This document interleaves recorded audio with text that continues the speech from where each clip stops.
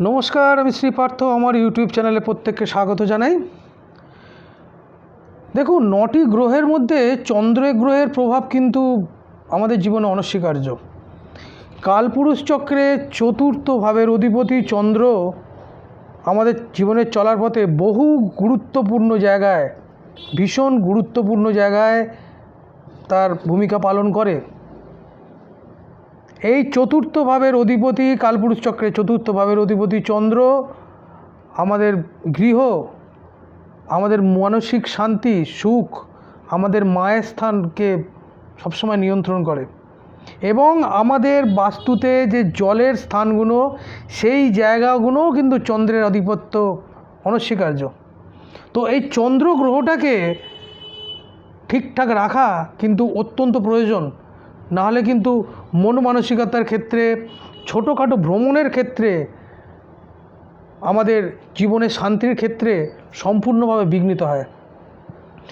কারো জন্মছকে যদি চন্দ্রগ্রহটা অশুভ থাকে, সেটাকে অবশ্যই জন্মছক বিচার করে রেকটিফাই করিয়ে নিন।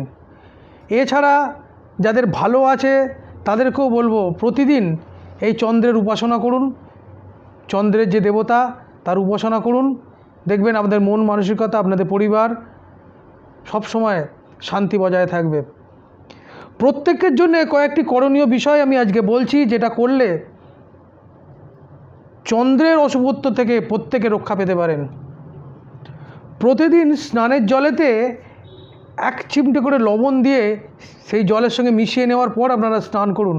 এতে চন্দ্রের যদি কুপ্রভাব থাকে আপনার থেকে কেটে যাবে। শ্রাবণ মাসের বা যে কোনো একটি সোমবারে আপনার বাড়িতে মন্ত্রসিদ্ধ পারদ শিবলিঙ্গ স্থাপন করুন। এই পারদ শিবলিঙ্গ নিত্য পূজা এবং দর্শনে আপনার বাড়ির বা আপনার যে চন্দ্রের অশুভ প্রভাব, সেই প্রভাব দূরীভূত হবে।